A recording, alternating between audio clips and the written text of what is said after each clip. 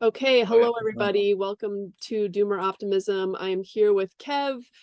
He is the English Homestead account, and we're going to talk a little bit about his background. He's a very hands-on guy, kind of the kind of guy I really like to have on.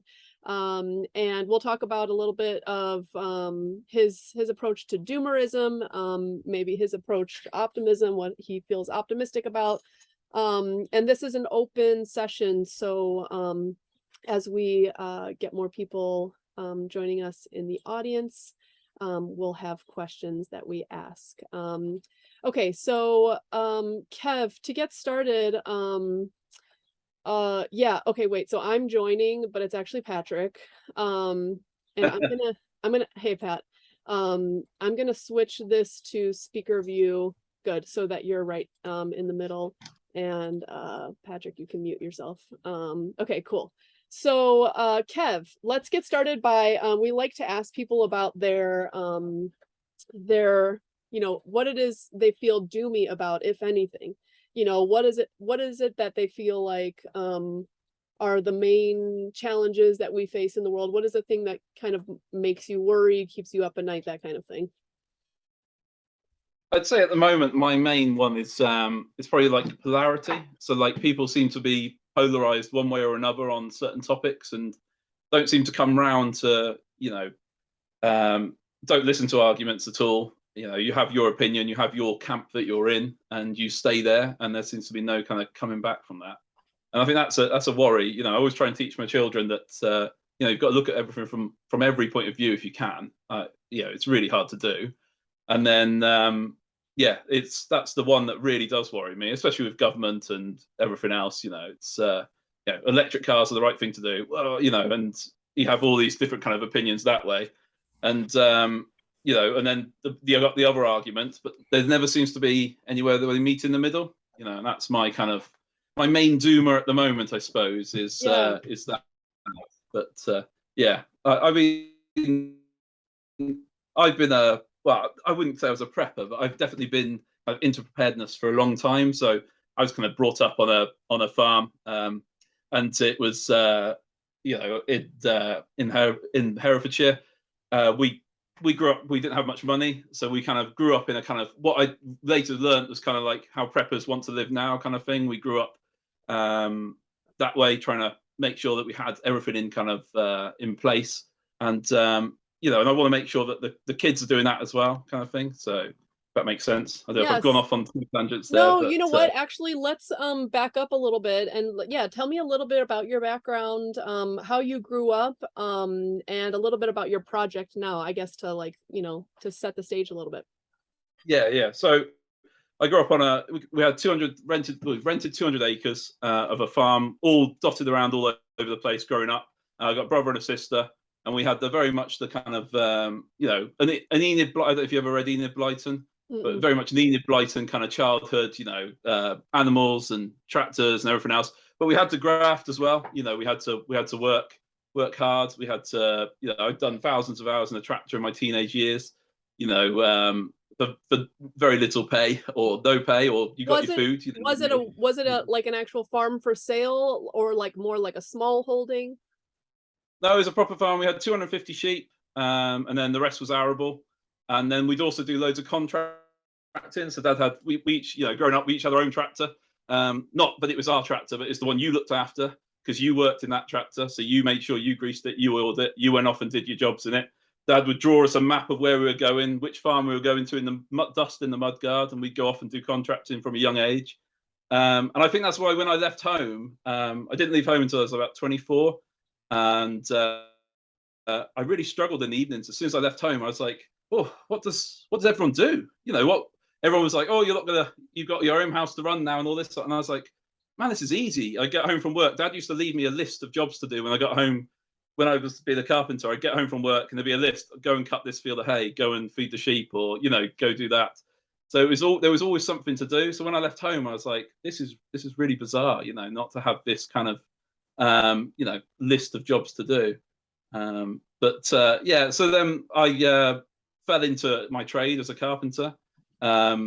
I didn't want to go to university. Although I was head boy of my school and everything. I was a good boy at school, Mhm. but I just had enough of education by then, and got a job as a labourer on a building site, and just loved every minute of it. So moved into being a carpenter and trained up to do that. Spent 5 years with one guy, and I was really lucky with Andy. Yeah, we worked on some brilliant jobs. The first job we went on, we were doing oak framing. We had no power on site. We had to do it all by hand.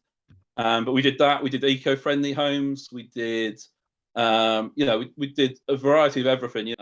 Fits in loads of oak floors, loads of doors. Then we'd also had a little joiner's shop. We'd make stuff up in there. So it was a really good apprenticeship.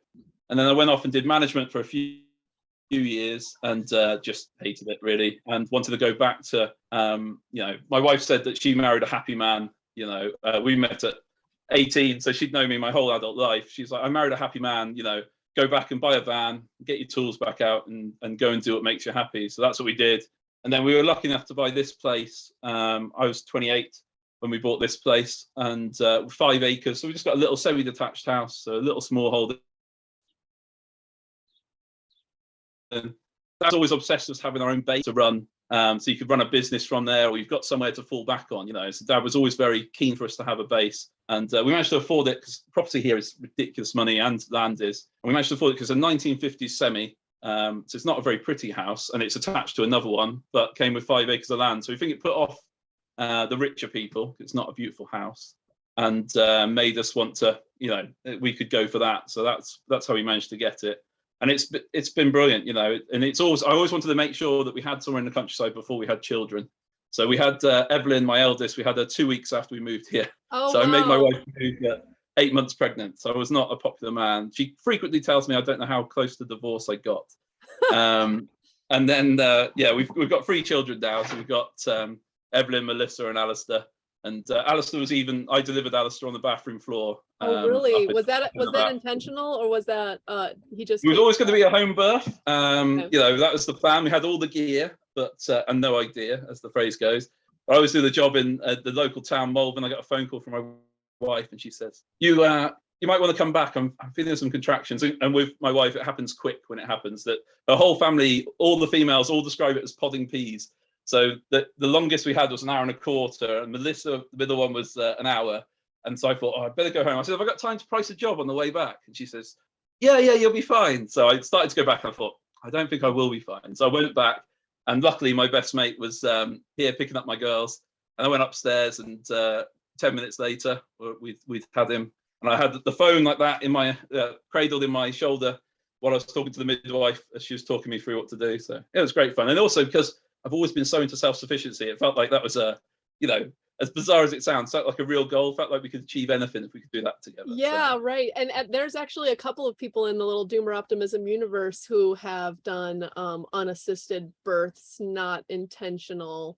I think there are a couple of people who do it intentionally too. But Joe Norman, for example, I think he delivered his second, and I think the baby was born in caul, like in the sack.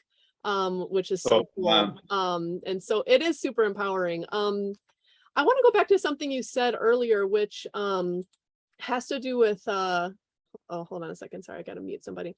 Has to do with what you said about life growing up on the farm, how you had all these tasks. There's just today, I'm like arguing with people that like, people are saying, it's so hard to get onto some land, it's just so hard for young people nowadays, blah, blah, blah. And I think back to my story, and it was like, I'm not like some beacon of hard work or anything, but like I was committed to getting onto some land. And the way I did that, my husband and I, we just saved some money, and it wasn't even really that hard. I mean, he just had like a teaching job as a Spanish teacher at a high school. And we just lived very frugally to save enough money to buy some land and build a house outright with cash. You didn't need any mortgage if you do it cheaply enough. And this has got this self-sufficiency mindset. And I think a lot of people like almost want to, and now this is going to sound like almost right wing of me, but they want to like make an excuse, like they're uniquely aggrieved. It's really hard for them. So I don't know, like I'm curious your thoughts about that, because you said like moving from the farm and then into like the real world was way easier than life on the farm. Well, it was we didn't move to this place straight away. We lived 5 years at another place first. But I think the America's probably a bit different to. Were you in America then? I'm guessing. Yeah. So I think it's a bit different with land prices. I mean, around here, 2 acres sold the other day for £60,000. You know, so I wouldn't say it's not achievable for many in the UK at the moment. I wouldn't say. I kind of feel like with us, we kind of, before we got in, it's like getting the last chopper out of Vietnam kind of thing. We got in just before the house prices shot up, you know, and I think that's partly why we managed. And like this place went for sealed bids.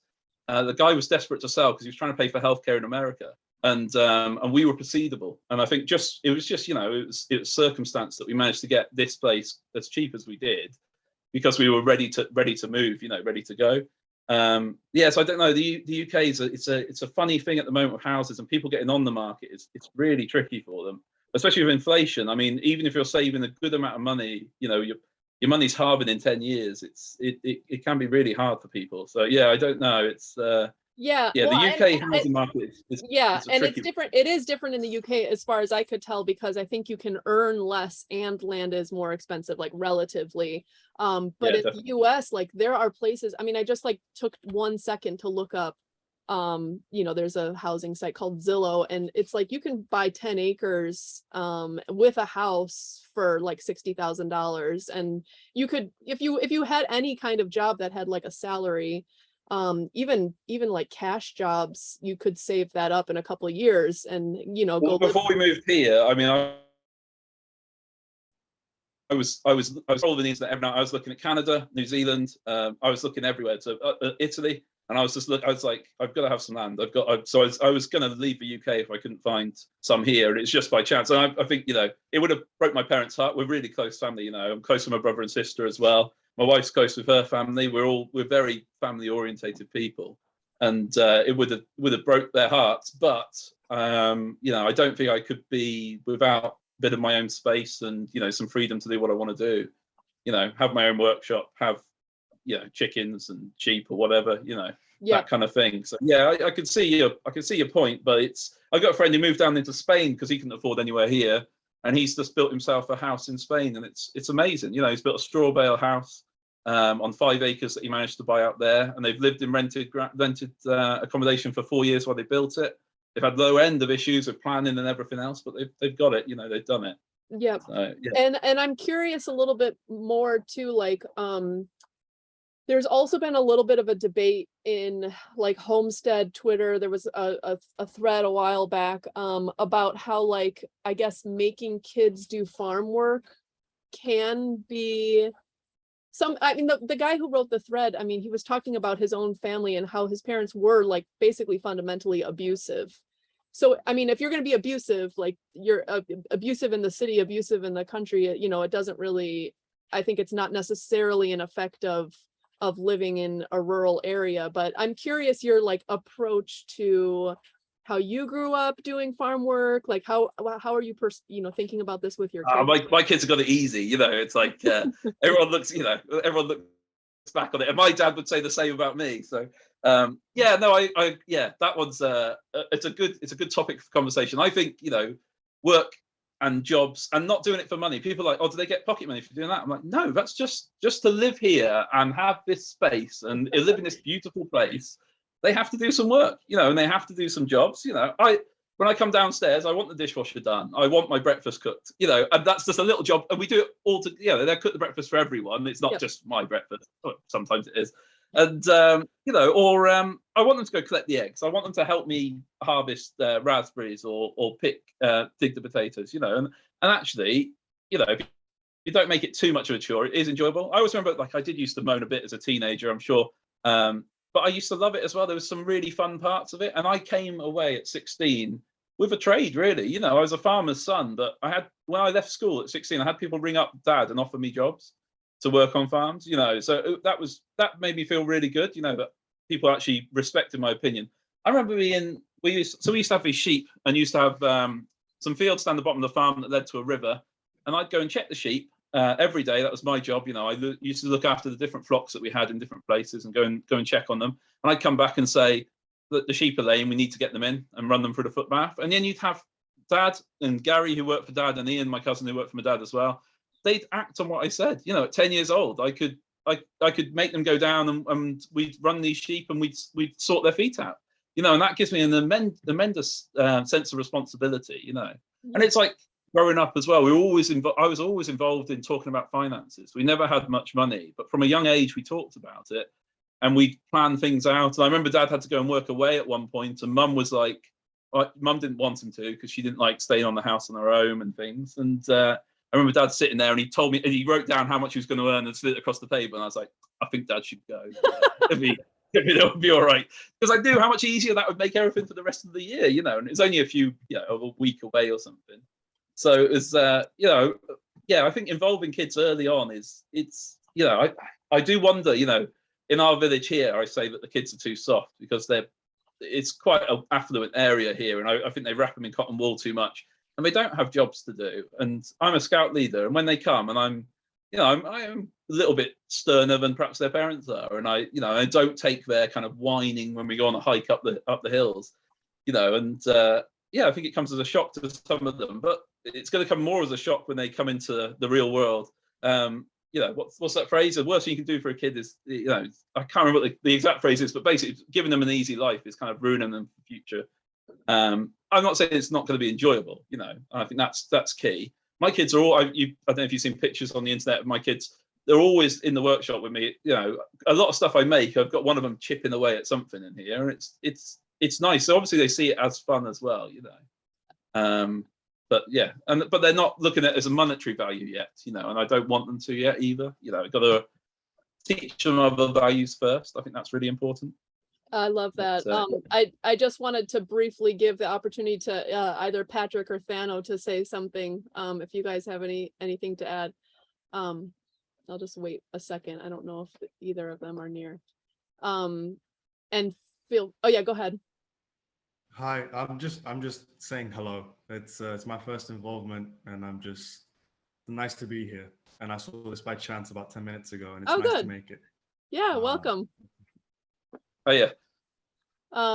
Patrick, are you around? This is my husband, so I can give him a second. Yeah, so I'm go ahead, Pat. Hello, I am here. What's going on? Just wondering if you have any thoughts on the parenting and this whole, I don't even know if you were paying attention to this debate this morning on Twitter about you know, like how Kev, something you said a few minutes ago. I don't think you should strive to give your children an easy life. So I'm glad you said that out loud. But a satisfying, important, worthwhile, an enjoyable life. But ease and comfort and the pursuit of comfort and it's a mistake, and I think it's a pitfall that parents can fall into, is trying to make things too easy, too comfortable for their children, and that is not doing them any favors. So I'm glad you said that out loud. I don't know, because it's a very much, it's not a black and white thing. I've never really wanted to get to really acquire a lot of things or money or resources, because I just didn't really care about those things. The only time that I really ever started caring about them was once I had children. But you have to make sure that you don't, there's this kind of, what do you call it? The Goldilocks zone of making things challenging enough, but healthy and comfortable enough and safe enough. But too much of it is it spoils a person, it does. And you don't learn things that you need to learn to be a person who can handle difficulties, a person who can handle ups and downs, a person who can handle a world that's going to change faster than probably we can predict, or change in different ways than we can predict. So thanks for mentioning that. Yeah, that's important. Yeah, I think also it's like kind of teach them about payoff as well. You know, like we don't have to have immediate payoff and things. That's one reason I love having them in the garden. You know, like they'll sow seeds, like they sow all the tomato seeds. We've got 50 or 60 tomato plants back there. And they're now reaping the benefits from those seeds they sowed in February, you know, and they know they've got that patience. They've got to do certain jobs to get those tomatoes, or like the firewood, you know, they want a warm house, they have to load the firewood into the shed with me. You know, I've split it, or my eldest will split kindling, and now they're old enough that they can, you know, they load the fire up. My eldest will add logs into the fire as well, or bake bread. You know, we'll do some rye bread the night before and leave it to proof, and they know it tastes better than if we do it in the morning. You know, and trying to teach them to have patience with what they do is massively important. And yeah, I think that's also, you know, you got Amazon Prime, haven't you? You get everything next day. I think people have lost that kind of patience, and I think that kind of a bit of our satisfaction goes out of life if you get everything immediately. What's there to look forward to, really? I don't know. Yeah. Yeah. And I think for me, the flip side of it is there is a kind of like I don't know, victimhood politics or something, but I go both ways on this. I'm a sociologist, so I'm like, I'm aware that there are challenges. You know, I grew up without much expectation that I like did physical things, and so I didn't learn a lot of skills. I grew up in a city. My parents, my dad's working class, but he thought it was like his goal, part of his goal in parenting was to make things easier for me than they were for him as a kid. And I think there is a little bit of a like a weirdly false you know, I don't know, goal there where you're thinking you're making things easier for your kid, but then as they grow up, they like don't have a lot of skills or a lot of resilience. I was allowed to have more resilience than even compared to some other people my age. But I worry a little bit about it, because I think what ends up happening is there's these people who have like no skills, and then they're like, they just get stuck in like this like trauma and or, you know, victimhood mentality where they're like, I can't do it and it's unfair, and, you know, life is so hard and blah, blah, blah. And they like kind of have a failure to launch thing going on.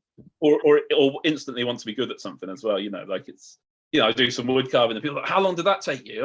Like, okay, it took me 60 hours to carve the front of my workbench. How long did it take you to watch The Sopranos? You know, like, which have I learned more from? You know, you know, I'm not saying The Sopranos isn't good, but you know, it's one of those, isn't it, where you've got to invest the time, and especially with children as well. You know, they just need, push. Oh, that's why we're really big on crafts. You know, for that very reason, we do lots of crafts with them.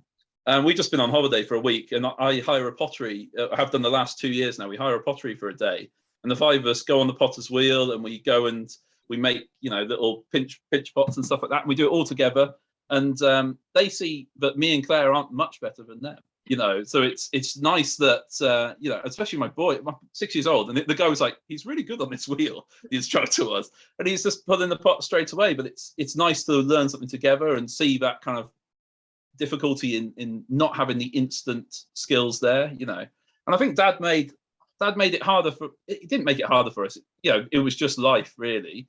But he was doing it for a greater future, if you know what I mean. Like now, he's nailed it, really. Dad's really successful now.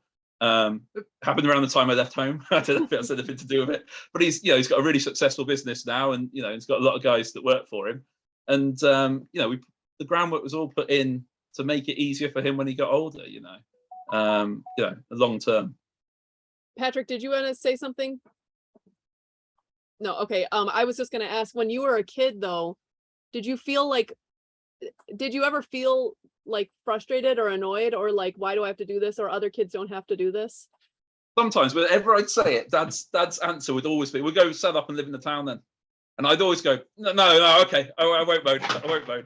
And to be honest with you, I was like, up until I was about 16, 17, I think I went to discovered pubs and things. And I probably wasn't quite as helpful for a couple of years until I met my wife at 18, and then I was golden again, honest. But you know, I enjoyed being on the farm. You know, sometimes the tractor driving was a bit much. I remember one summer, I was about 15, and I was just driving all the time, all different places.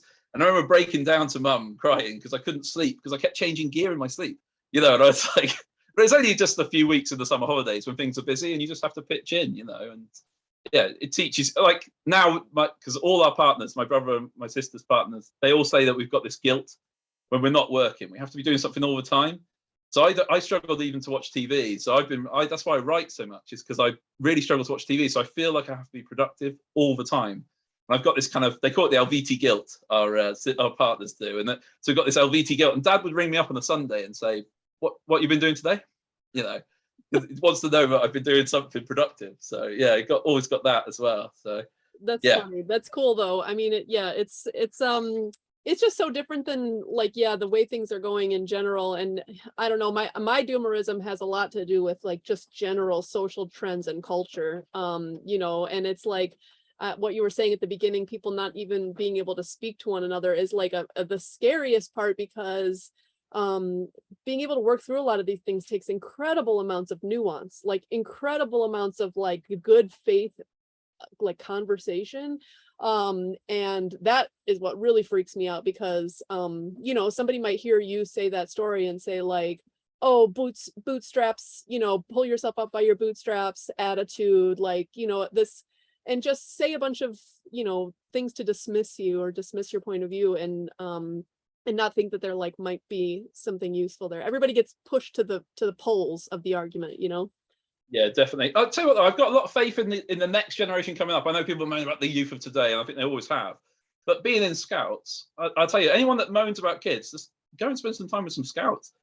Like, I've got three. We do the beavers, which is the young. So they're between 6 and 8, so they're really young ones. But I have some young leaders that come, and I've got 3 of them with me, and they're 15 and 16, and they are just, you know, they really do make things positive, you know, and I listen to them, and I listen to them talk, and they do listen to each other, and you know, even if their opinions aren't the same about things, you know, although they're friends, so their opinions are going to be similar.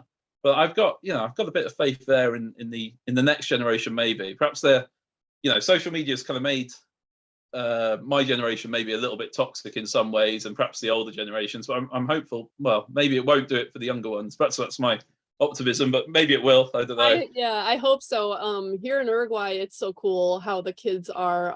My kids, the 2 older, I have 3 girls, and the 2 older ones, when they were 6 and 8, went to sleepaway camp. Remember this, Patrick? And the older camp counselors were like 15, 16. Really cool to just see the older kids take care of the younger kids and like really get Brilliant, forced into maturity through that experience. Did you have something to add, Pat? Yeah, go ahead.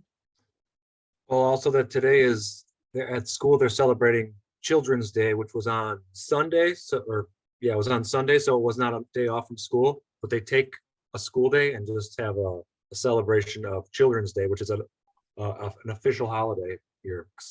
And I think that's important because it's like an official recognition that children are important. So that's a nice thing I like about That sounds really culture good here. Yeah, and Yeah. I think sorry, I would just add there's something that results from that is like older people, adults, like care for children, but also you know, they just think of them as like special members of society, but then they also have like certain expectations for them. We're speaking in Uruguay now. So like a lot of adults will jump in and say something to your kid if they're like acting inappropriately and you're not around, which I love. It's like, you know, it takes a village kind of attitude, and I'd much prefer that. Yeah, it's that's the really way forward. nice. Yeah, and when I was in the US, for example, my kid could be like falling off of something at a park and no one would touch them. They would be like, oh, it's your kid, you know, leave them. I don't know. That's when I got volunteered into doing scouts, and I was like, why do you want me to do scouts? They said, because you're not frightened to tell other people's kids off, whereas a lot of people are. But I mean, I will tell them off. I just, and parents as well. Actually, I've told multiple parents off as well.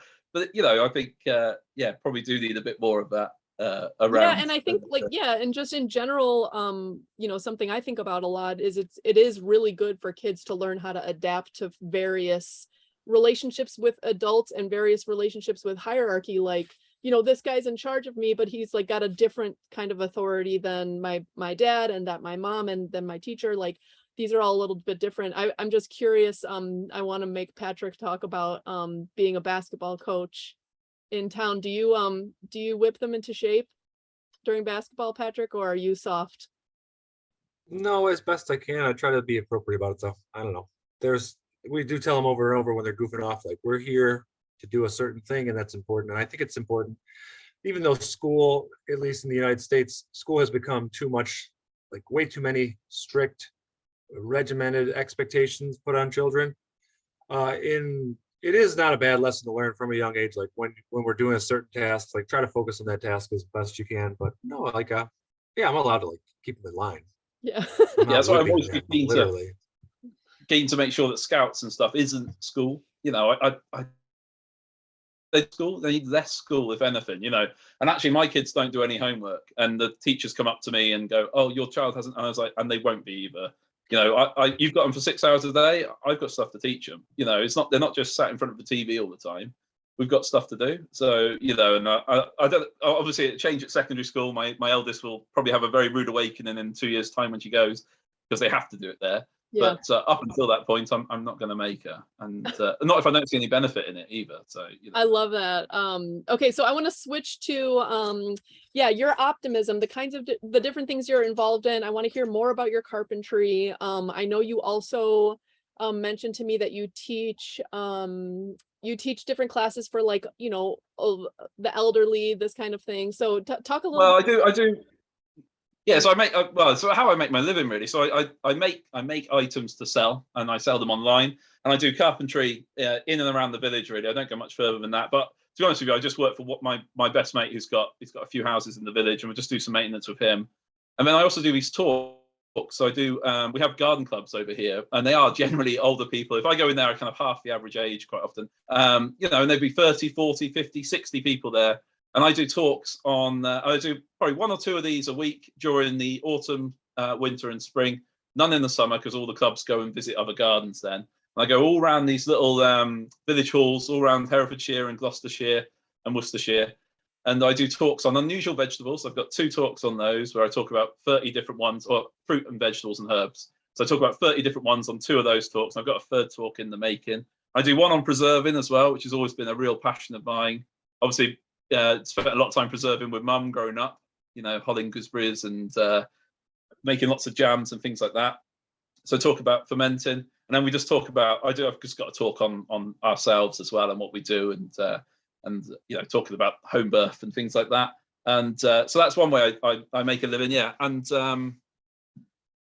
what was the other? Sorry, what was the other question? And just your whole like scheme of optimism you have in your mind, because like hearing what you just said, like you both have a vocation, which is the carpentry that you're you know, it's like a skill, and this is like Carpentry's been so good to me as well as a trade. I mean, so I've done it for 20 something years now, and also like, so another part of my living now, because I work just from home. So I about 7 years ago, when my middle one was born, we looked at childcare costs, and we decided that it was costing us more than if I went to work. I was actually earning more if I went and worked a Saturday than if I worked the rest of the week and paid childcare, because I wasn't on huge amounts of money. So that's what I did. I started working every Saturday, and I was still jobbing, so doing proper carpentry, going hanging doors, fitting roofs, that kind of stuff.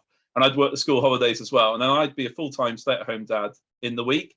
And it was brilliant. You know, it really started to. And I ran a playgroup. You know, I ran a playgroup for 5 years in a church here in the village, and I really became part of the community. And what was really nice was when Alistair was born, so I went back to work while Claire was on maternity, and she was on maternity for 7-8 months, and I didn't have to go more than 5 miles for work in that entire time. So like I'd done stuff for the village, and then the village, they've been saving me jobs. You know, so there was jobs saved up for me. I went and worked on the local hotel for a few months and did the extension there, and so the community supported me back. And having that kind of trade that kind of integrates well with local, you know, people, and it worked. You know, I've made some amazing friends for it as well. And I write for 3 different woodworking magazines now as well. With that, so it means I can work from home. Yeah, so I mean, carpentry's, yeah, to me, it's an amazing thing a skill to have, and I'm lucky to have had it. You know. I love that. And it seems like your whole approach is just kind of localist in nature. Like it's about your community, it's about your relationships, but it's also about, it feels a lot like integrating your work with your life and life goals and like the kind of life you're trying to have. And I keep trying to tell people this, like, you know, if you have a vision for what kind of life you want to live, what you want your daily life to look like and feel like, you can make that happen, but you have to be like crafty, you have to be thoughtful, you have to like cobble things together, but you can make it work if you really have like a strong vision, I think.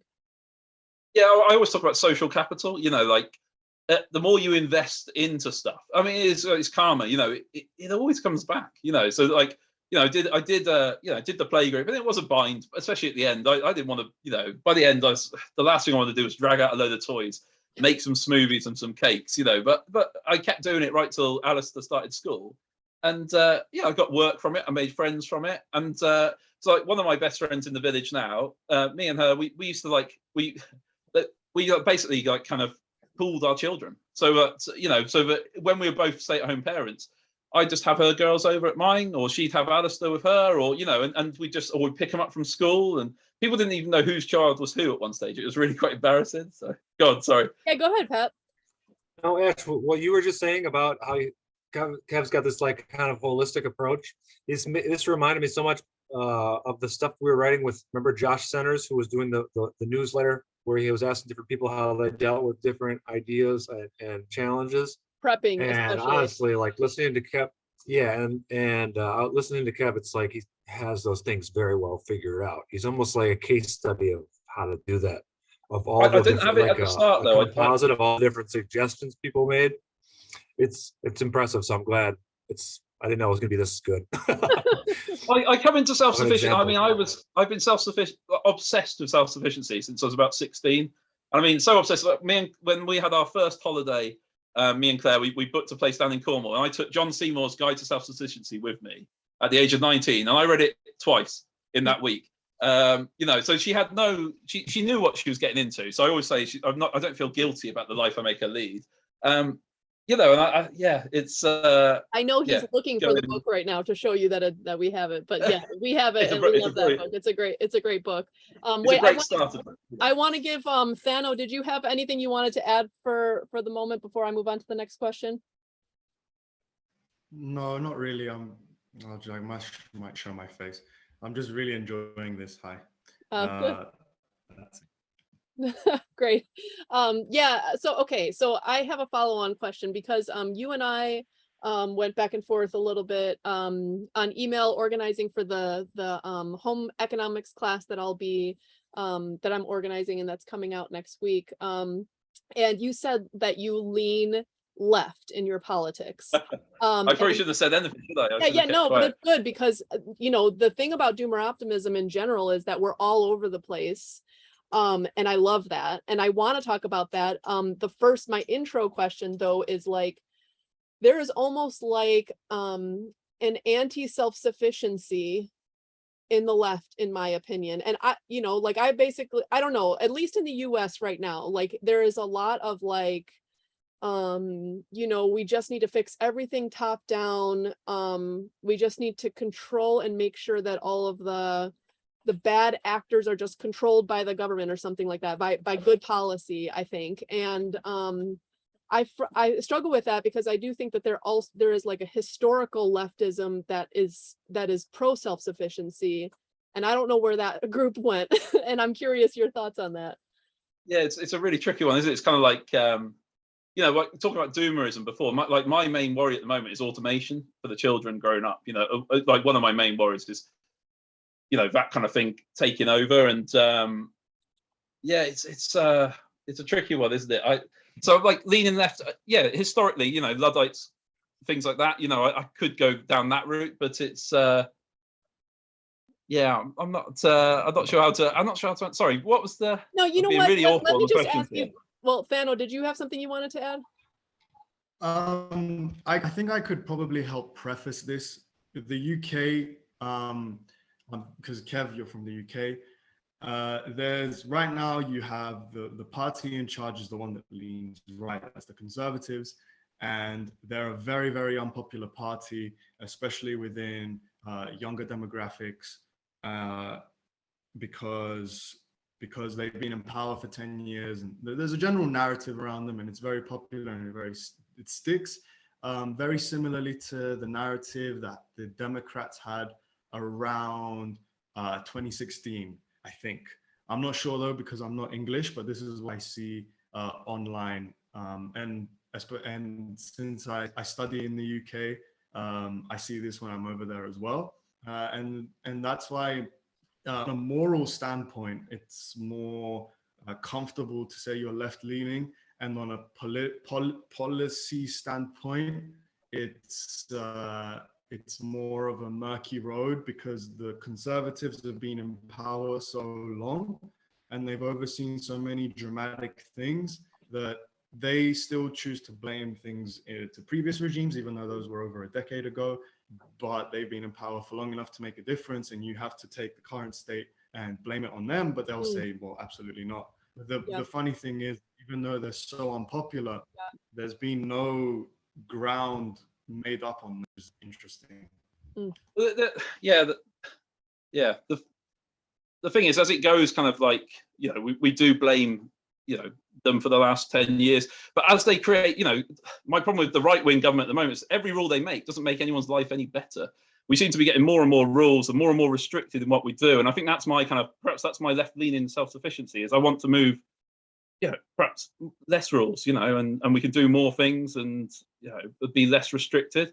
It does seem like there just seems to be more restrictions on us, and perhaps that's why I lean leftward on certain things like that. But also just to make things a bit fairer, you know, it does seem like the rich get richer, you know, the poor get poorer, especially in this country at the moment. So it's a tricky one. Yeah, no, are you familiar with Chris Smajia's work at all, The Small Farm Future? Yeah, I've read it. Yeah. I love it. I think it's a great book, and I did chat to him about it on Twitter. But access to land in the UK is the biggest stumbling block, and land's worth a fortune. So, and you know, it's even like a woodland. You know, I'd love to buy a woodland or something like that. But there's no inheritance tax on woodlands, so you get big people buying woodlands because they can pass it on to their children without paying inheritance tax. And you know, there's always restrictions. I do love his kind of ethos of this localism. I think it's a brilliant idea, but access to land in this country is the problem. And what will happen is that a big landowner, maybe he'll make loads of small farms, but then he'll rent them out, and you'll be making next to nothing. You know, paying the man all the time, and it becomes subsistence farming. I always remember when I bought this place, my mate was like, well, what do you want to do? Do you want to be a subsistence farmer? And I was like, no, that's not what I want to do. I don't want to be just, I want to be part of a community. If I'm better at growing potatoes than someone else is raising cows, then, you know, let's get together and let's have similar minded people do things. That's the problem that's the only problem I see with his book, is unfortunately is the people that own the land aren't gonna let it happen. You know, because I think it's amazing. It's an amazing idea. Neo-feudalism, is something I'm really worried about. I think that's part of his vision. I know for sure is some kind of distributism where people own their own parcels, and how we get from A to B, I don't really know. You know, I mean, there is some argument that because of energy costs going up, that people won't be able to like manage these huge parcels, and or the price of them might come down so that people can access them. I don't really know how that'll all work, but he talks about that in his book as well, isn't he, about, you know, being less fossil fuel dependent and being more manpower, and, you know, going back to when farms had 10 people work on them rather than one guy in a 160 horsepower tractor, you know. But whether we can get there or not is a different matter, unfortunately. I have to go pick up the 2-year-old. Okay. I have enjoyed this thoroughly. Thanks so much, Kev. Thanks. See you in the class. Thano, thanks for being here too. Yeah. Have a good one. So the I guess the next step I have, or the next question I have is sorry, Patrick leaving got me to lose it in my head. Okay, wait. So I was going to say the trouble with saying I lean left, see, is in the prepper and the self-sufficiency community, there's a lot of people that lean right. Yes. And I think that's why I was dubious about telling you. I was like, oh, let's avoid politics, which is no, but I think it's actually more, I don't know, not necessarily I think it's good to talk about the edges of our differences and where we work together. And I do think I'm so strongly of the opinion that there is a coalition of self-sufficiency type leaning people who are left and right both, and who could come together on this topic. And I think I have a very, very strong ethos against vilifying the political opposite or just like putting a label on them and saying, you know, they're this, and I'm just not even going to deal with them, even while they might agree with you on 90% of like daily life type things. I think there's a very strong case to be made for self-sufficiency on both sides. Well, I think I always saw myself before as centralist, but there's just, you know, we've got two parties really, so it's like, you know, which way do you lean? You know, centralist is like a dirty word almost. Yeah. And I do, you know, yeah. Well, no, but if I were to describe myself, at least on the topic of inequality, I'm definitely left on that, because I think there's just the game is rigged for capital exploitation. It's getting worse, isn't it? Yeah. Late stage capitalism, you know, it's so bad. I mean, the inequality is, I mean, and it's almost like not even worth saying out loud. Everybody knows it. Everybody knows that the game is rigged and that it's meant to. It's like you were saying about housing and buying land before, and you've got big companies in America buying huge tracts of land and housing. Is it BlackRock and people like that in America? You know, it just sounds horrendous. And now they've just let, there's a bank over here that they're going to start buying houses and renting it out. And I'm like, well, how is that a good thing for the average person? You know, it's just not, is it? Yeah. So, that's what I was going to ask. Okay, so it seems like your life, the way you describe it, it feels like this fantasy that so many people want. I mean, they really just want like this localist feeling life where you're connected with people. But a lot of people just, I don't know, let's just say in the doomer optimism world, and in I think like young people trying to figure it out generally, a lot of times people will go like, I don't know, we just need to make a whole new community of all like-minded people, and like an intentional community or something like that. And I'm just like, I do think that just is so much more likely to crash and burn than it would be to just try to get into an already existing slightly functional community and make it more functional through your presence. But I'm wondering like what your state of the world looks like according to Kev. Like, is there some chance for localism? Can more people have this fantasy that you describe? When I started started going into self-sufficiency like big, I went at it the wrong way. You know, I thought I wanted to do everything myself. I wanted to be, you know, the self-sufficient, you know, man as an island. But I think community is key. But you can't create community. It has to be something that kind of happens itself. It happens naturally. I mean, that's the advantage of living here. It's a big village, but it feels like a town that was in the 1950s. You know, if I drove down now, you know, and had the camera on, I'd wave to two people, guaranteed. You know, but I know, and they'd wave back. You know, so I'm very lucky in where we live. I think that's made a huge difference to it. It's creating communities. It's really hard.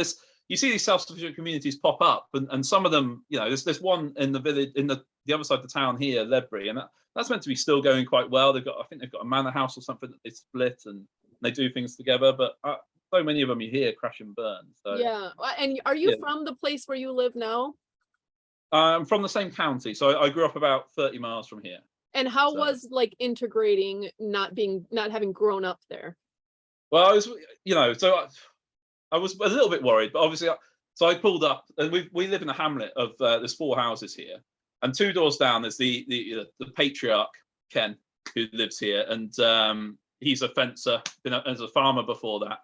And when I pulled up, I thought, how's this going to be? And I pulled up in a van, I had my builder's van, and I got out and I shook his hand, and I started talking to him. He goes, "I'm going to stop you there, Kev," he says. "Thank God you're not a townie." And so that's all he was concerned about, was someone's going to come and buy it and not be from the countryside. He was really worried that they wouldn't understand. Yeah, and he's been my, I lost my granddad quite early on, and he's become like my surrogate granddad, you know. So it's quite nice to have that good neighbor, and I don't know. That kind of.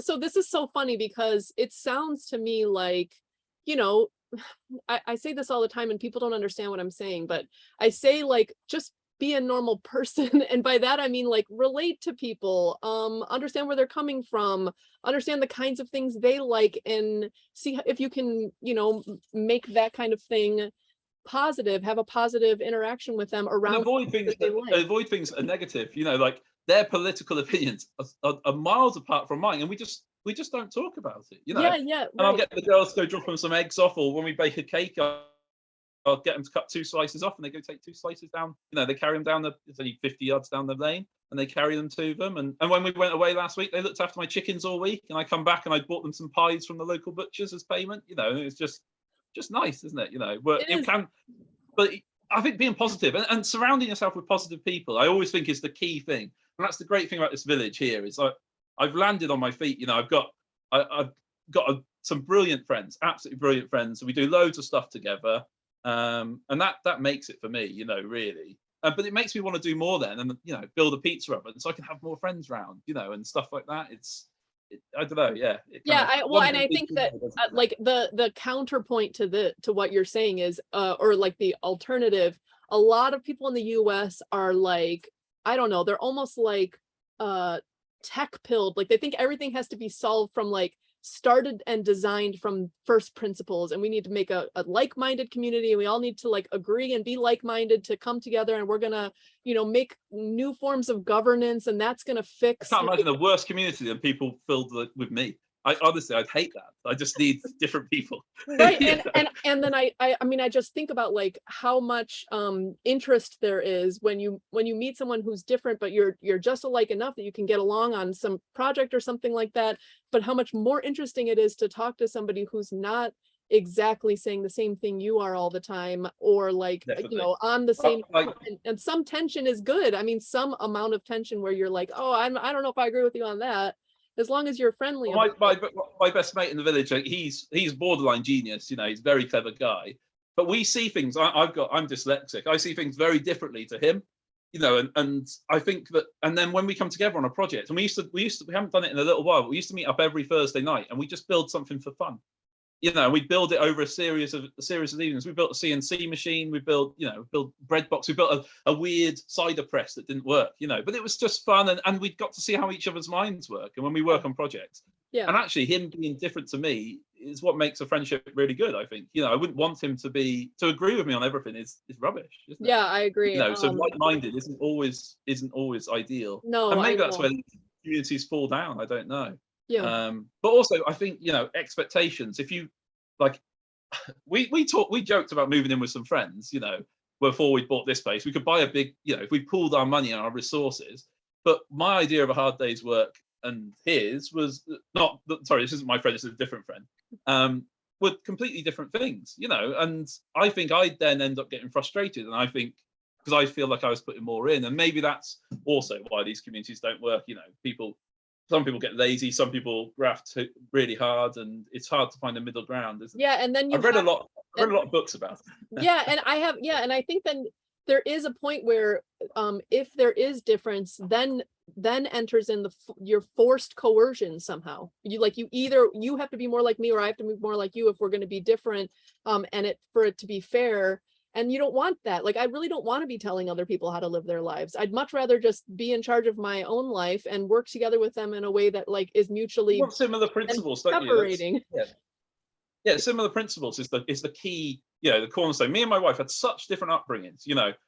She grew up in a council house, I grew up on a farm, you know, but we both grew up very poor, you know, with not much money, and we got the same principles. And I think that's why growing up, you know, and when we met, we had similar life goals. You know, we both wanted a family, we both wanted a settled home. You know, that was our goals in life. Nothing more, nothing less. I didn't want to be rich. Well, not going to be. So it's a good job. You know, I just wanted to be happy with a family. And I wanted a small holding. She wasn't bothered about where she lived. So, you know, those are my aims, really. Yeah. Set your sights low. Yeah, and then work backwards. You know. To have these similar principles is what, you know, it's what we need to be looking at, rather than like-minded, maybe, you know, similar morals. Okay, so I want to get you to talk a little bit about your class, the woodworking class coming up, what you plan to cover, just like a brief overview of like bullet points. Yeah, what it's going to be. I think it'll be a super great class, and I'm excited about it. Just briefly, the home economics class sort of just came out of Twitter. A lot of people were asking, like, you know, does anyone teach these basic skills, like, you know, how to preserve things, how to, you know, turn milk into different dairy, how to save, how to prep, how to organize dry goods, like these kinds of things. And I had been thinking on it for a while, like, how do I do this without it being hands-on? Like, how do I do this remotely? And then eventually I was like, you know what, we could just do like a very basic overview of these topics to get people started and give them a list of resources. So if you want to get into X, Y, or Z subtopic, like carpentry or making cheeses or something like that, you have all the books and the resources and you can get launched. Whereas if you just get started with home economics, like, these topics feel so overwhelming. You don't know what are good resources from bad. You don't even know how to get, like, even start think about getting started. So then I organized this class, and Kev will be teaching the woodworking class. So yeah, tell us a little bit about it. Yeah, well, it's kind of like, what do people want to know, really? But it's so starting at the basics of why work wood. What's so great about this awesome renewable material that we can use in so many different ways, and we've been using it for thousands of years. It's what separates, one of the things that separates us from the beasts, is communication, and it's our ability to use tools. So and starting with tools and looking at what's the fewest tools we can kind of get away with to build things. So hand tools, looking at how we can rough stuff down, so using axes, things like that, throws. And what I was going to do as well is, I probably, in the next couple of weeks, I'm going to make a video to go alongside it. It'll be on YouTube anyway, but to make a sawhorse. So I want to do a sawhorse is one of the key things. Work anything by hand. You need a sawhorse to work on, using your knee as a clamp and using your body to kind of help you work wood. Half of woodworking is learning how to hold the wood, and doing that. And then talking about power tools and some different power tools, and what's the, you can buy a tool for everything, can't you? And you can, I've got tools dedicated to one job. I mean, behind me there's a router table that just does one thing. I've got a router just dedicated to one job, and I've got another router over there dedicated to one other job. So you can really specialize in what you've got, or you can be more generalist. But the specialization gains you time, costs you money. But the generalist, there's lots of general tools that we need as woodworkers. So we talk about drills and rattlers and planers and things like that, bandsaws and a lathe to make tool handles, and what kind of keeps you self-sufficient. What do you need, when you see something wood and you want to make it rather than buy it. That's what I want to come to with the woodworking side of it. Learn how to sharpen your tools as well. Some tools are worth it, some tools aren't. Some tools take a long time to learn to sharpen, some don't. Chisels are fairly easy. A saw is much harder. And talk about timber as well, and where we can get timber from, so we can reclaim timber, what we need to be looking for. Green woodwork, so taking fresh felled logs and what we can do with that. And I've got some examples of some gates and things I've made with logs that I've just split straight down from a log that's been felled a month before. And talking about different books as well that talk about these uses of old timbers. So you've got kind of the Village Carpenter and the Wheelwright Shop, and there's a few other books as well, similar, where they pick different trees out the hedgerows. No tree was wasted. Firewood should be our last resort, really. And talking about store-bought timber, and I mean, obviously I've only got UK experience. I know American timber yards are very different places, very different costs, but about dispelling some of that fear, and we all have this kind of social anxiety.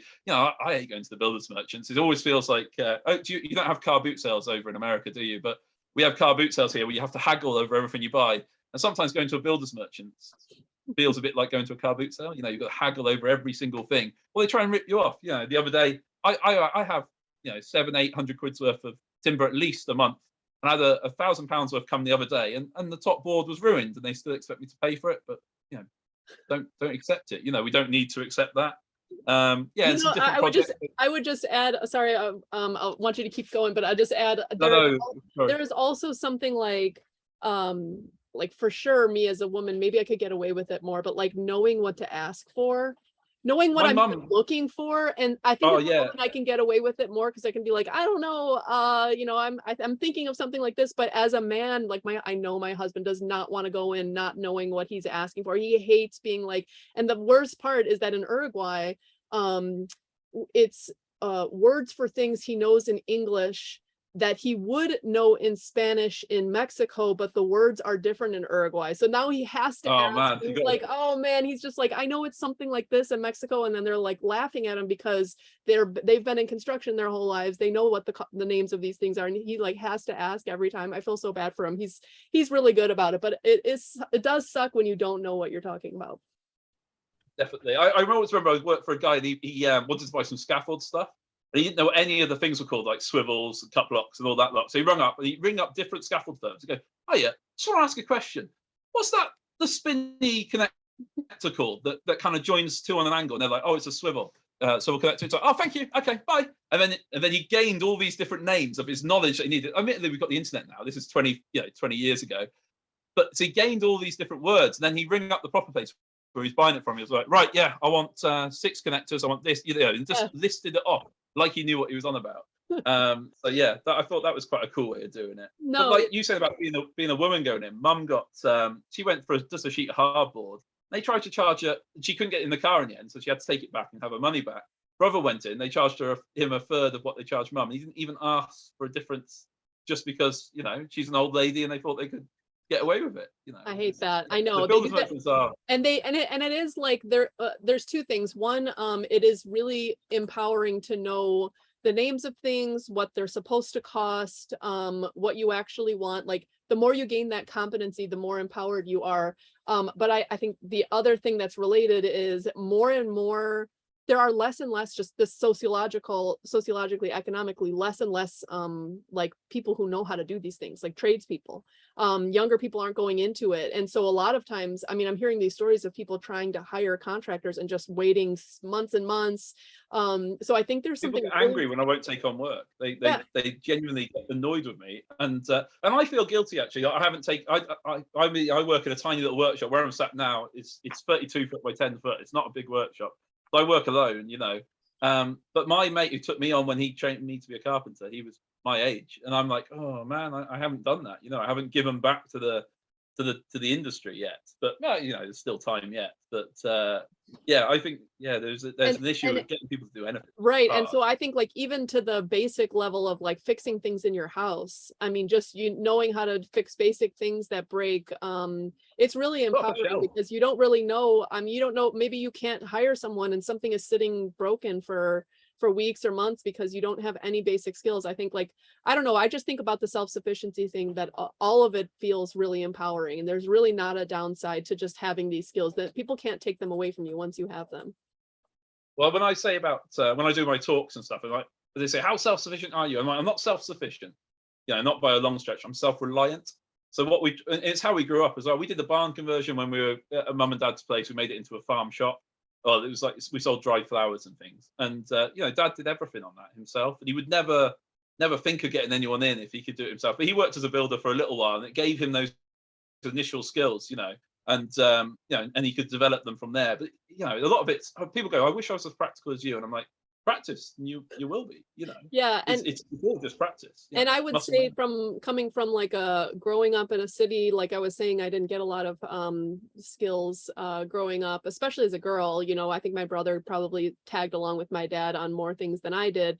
I am so excuse me, I am so amazed at what I can accomplish when I just like look at something and try working on it. I mean, we're renovating this old ruined building. It's an old brick building that I think has been on our property since the 1920s. And it was, I mean, when we got here, it was literally like roof caved in, and we're doing stuff little by little. And I'm just amazed at what we can accomplish. My husband, he's never really done any of this in his life, and he just replaced the roof completely. I mean, he's replaced it, and did an interior roof all made out of wood, did these like vigas, these like this big around wood, I don't know what they're called in English even, the like the things that go across the roof, and then insulation and everything, and it was amazing what he could accomplish. And he didn't really know what he was doing, but he's just like dealing with physics. You're just dealing with gravity. You're just cutting things to fit and installing them and learning as you go. And the next job he'll do,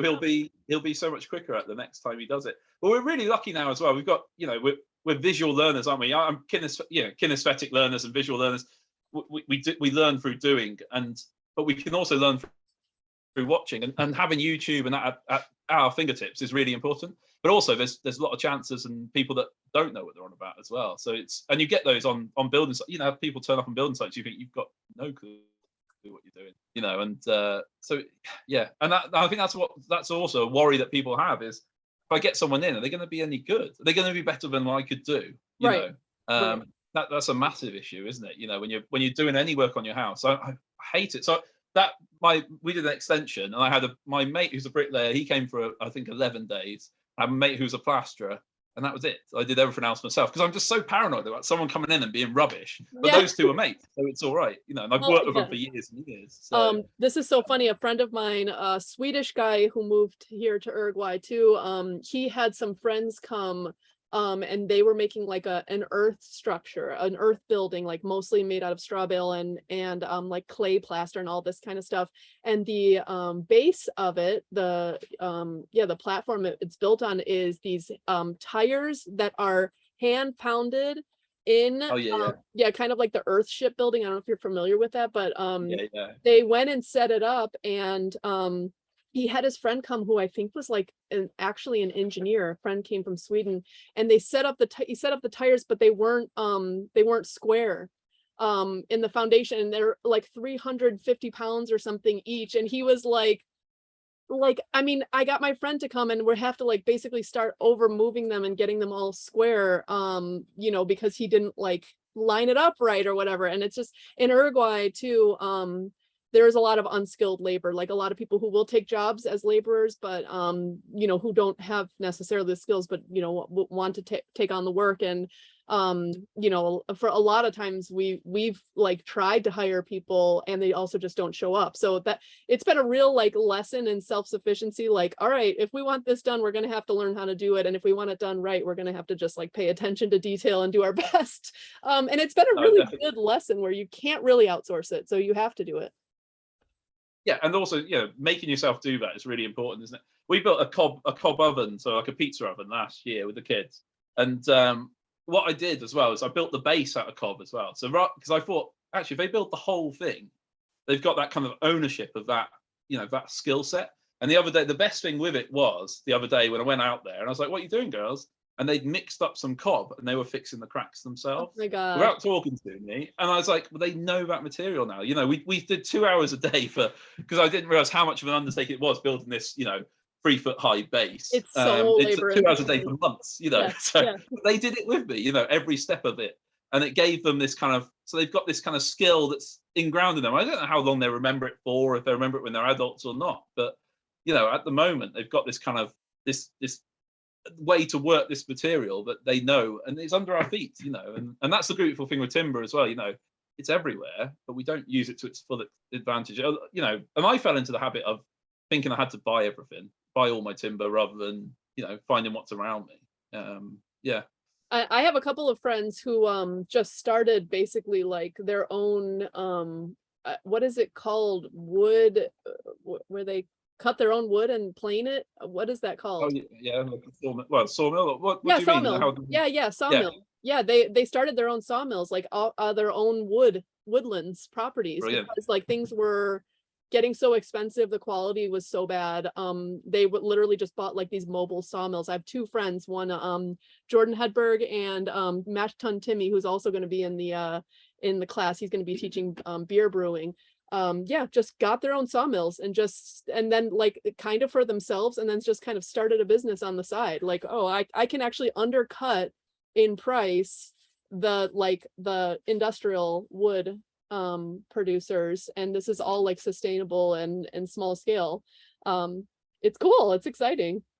I've got a friend who's got it's White Spoke Acres, I think it is on Twitter. I can't remember. Adam, his name is, and he's really into like hand processing timber. So he lent me his hewing axes actually when I built a gate not so long ago. But he's got some pit saws, so we're going to dig a pit and we're going to try and saw some planks up, just the two of us doing it by hand, I think so, and doing some hand processing of timber. That's fun. That's so fun. I keep Yeah. trying to talk him into it anyway, so it's quite good fun. Well, I think we have a pit saw here in this small town nearby. There's and that's really cool to see. Okay, so we can just sort of move towards wrapping up. I like to ask people towards the end something along the lines of like, what if you had advice for people who are relatively new on the journey. A lot of people listen to our podcast who are like just getting kind of aware of things to be doomery about, like just starting to get aware that there's like these various crises that exist, and wanting to like move toward I don't know, just like anything that's just a slightly more meaningful, anything that gives them some stronger sense of security in their lives, something that like a vocation, a whole lifestyle or livelihood that would grant more security and more meaning. What kind of advice would you give to people newly on this journey, trying to figure out where to get started for first steps? I'd say, like you say about community, is the key thing. Is not to focus on all the negativity, and because social media makes it so easy to see all that's going wrong around us. There's been stuff going wrong. There's been countless apocalypses for people. Because if you look on it as a personal level, so it's to not focus on those. It's to find the community that's trying to do something, and it's to do something, not sit and read about it on Twitter and think you're doing something. I hate it when I ask a question on Twitter and then people send me Google links. It's like, I can use Google. I'm 39 years old. I can use Google. Show me what I want to see what you've done. I don't want to see, I want to see an example of it. If I'm asking for advice, I want to see what you've actually done. And so find those people that give those examples, those people that have actually done it, and they're living it, or they want to live it. But they're, before we moved here, I had just a normal sized garden. We lived in another house for 5 years, and I turned that garden into a farmyard, and I rented 2 allotments as well. So we had vegetables grown, I had trees everywhere. I had 12 chickens that the neighbors used to moan about, and I had a workshop at the bottom, but I learned to turn and things like that down there because I was living next to a wood turner. And I was trying to develop these skills, knowing that when I moved on, then it'd be easier. I had some more of these skills that I could put into practice when I moved into my actual homestead, small holding. So it's like kind of develop those skills, and develop them together with other people, and build those communities and those relationships is really important. And if you're good at something, then share it as well. Some of my friends' son, I've got a friend's son who's going to come and do some carving with me and things like that. It's just, try and share it, and get involved with things like scouts or a play group, or there's lots of things to get involved with. Just get into it and do it. But don't follow the people that think they know it all and do nothing. See some evidence of what they've done. And there's plenty of armchair gardeners. There's plenty of armchair woodworkers. You see it on YouTube all the time. People comment on people's videos, and you think, well, what have you actually done? Really, you're criticizing someone that's put something on there that's made an effort. So it's about making that first step of effort, and turn the TV off. That's my other thing. Get rid of TV. It's no good for you. I watch a little bit, but go and do something else. It was a few years ago, and I decided that I was going to cut out TV, and I learned to wood carve, and now I write for a wood carving magazine, and I create what I think are quite beautiful things. So it's and I've developed that skill because I decided to cut out something that wasn't beneficial to me, really. Yeah. I love that. Out books. I love books, so keep reading them. And the other thing I think I'll just add is just briefly, it feels kind of overwhelming at first when you get started trying to learn a skill, but there is a point at which you've built enough scaffolding that then building on top of that feels a lot easier than it does at first. Oh yeah, like with the wood carving, my brother goes, "How have you learned that so quickly?" And I was like, "I've been using chisels for 20 years." So the skills are there to be able to, I know direction of wood, and I know how to read a piece of wood and the grain of it. So it did come easy. Oh, I think it did, and quickly, more than someone that hasn't been using the chisel all their life. And, and actually teaching my kids now, it's funny seeing how my kids will pick up a chisel the right way around. Just that simple thing. I always remember when I first started working on the building site, the guy goes, "I can tell you're not a builder yet." And he's like, "Why?" He says, "I saw you pick up that nail." And he says, "I saw the way you turn that nail in your hand." He said that a carpenter wouldn't turn a nail like that in his hand. it's just instinctive. You know, you can just turn it round without thinking about it, and it's just that little bit of dexterity, but it's learnt. You know, was it do something 10,000 times to become a master? Yeah. But you don't get something 10,000 times if you don't start. Yeah. You know, and that's what puts a lot of people off, is that first step. So just start it, make it. If it goes wrong, you know, especially with woodwork, just burn it. It's fine. You know, I've done plenty of my mistakes, you know, but I don't learn unless I make mistakes. So, Right. you know, Yeah, definitely. I do swear when I make them as well. So. Yeah, and I think that again, there's just like this a mentality like, yeah, I should just be perfect at something already, or you know, not a lot of ability to manage Or I frustration. want to finish it and put it on Instagram, you know, and some stuff isn't good enough. But also, there's a big thing about being good enough. You know, I've done some projects here that I think, well, that's good enough. You know, that'll last 10 years. Does it need to be perfect? You know, and I think that's important with smallholding and homesteading, is it doesn't need to be this Instagrammable thing. It can be good enough, you know, and temporary, and it can last enough for that, if that makes sense. Yeah. And there's such a sweet spot there where you're not, you know, going so far in one direction that you're like obsessive about it, but then also, yeah, you're not to the point where you're not even willing to try. Oh, Patrick's back. We're just wrapping up now. Any last thoughts from Patrick or Thano before we wrap up? We're just talking now, Patrick, about this idea of yeah, just get started, you know, just get started doing some stuff. And I told everybody about your excellent work on the ruin and the roof that you put on. Go ahead. And Yeah, we were talking about just good enough, and I think that, yeah, I think that your roof is just, it's good enough. It'll stay on, it'll work. It keeps the rain it's out. like just than just good enough, but it's not good. But it doesn't have to be good. It's an old ruin of a shed that the people, remember, we came and had an architect look at it, and he said, you need to take this entire thing down. Every single brick, you have to take it down. It's like, no, I don't. I don't have to listen to you. So anyway. Yeah, exactly. Well, my mates we've just been up to see him this morning, and there's a barn there that's 150 years or 140 years old, you know, and it's been worked on. You can see 4 different stages of its life where it's been altered and adjusted. And each time it was like, we were looking at it, we were like, why are these bricks on edge? What were they doing at this point to have these on edge? But at the time, that was just good enough for what they were doing, you know, and they obviously, there was a reason for it. And I'm sure what he's just done on it now, and he's extended it and altered some, taken a bit of a wall out. And someone in a few years' time will be going, what was he doing? But for him now, that's good enough, you know, for the next 20 years or whatever, for what he wants to use it for. Yeah. So, you know, don't let good enough stand in the way. You know, perfect can stand in the way of good enough. Yeah.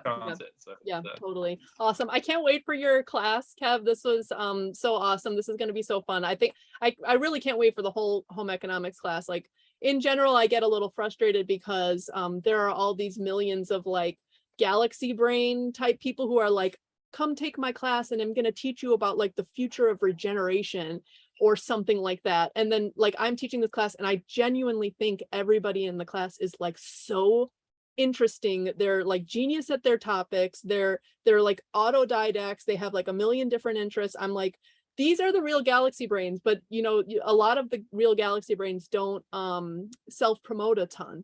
And the other ones do, you know, they really just like kind of posture themselves as the geniuses of like of the future or something. And I'm like so excited about our class because I truly think that, you know, the people who learn how to do stuff with their hands and figure out like I mean, it's the real work of regeneration is to you know, to do this hands-on stuff and to make a living. Definitely, and to live it, isn't it? You know, I'm really looking forward to it. When you said about it, you first emailed, I was really quite excited about it. I haven't put it together yet, but I think it'd be really good. I've got some interesting slides and stuff to put in there and to talk about, and some great pictures and some different bits and pieces that I've done in the past. And cool. Like I said, hopefully I'll do a little video on making a sawhorse as well, which I think is you know, if you're gonna do anything by hand, that's a key to. But it's also a good little project to start on as well, you know. So awesome. All right, well, Kev, I'll let you go. I know my daughter probably wants to see me and she's over in the house, so I'll let you go. Thanks for coming, Thano. Lulu, I'm gonna be over in the house in a second. Okay. Thanks, Kev. I'll let everybody go, and yeah, I'll see you in class. See you soon. Okay. Bye. Thank you.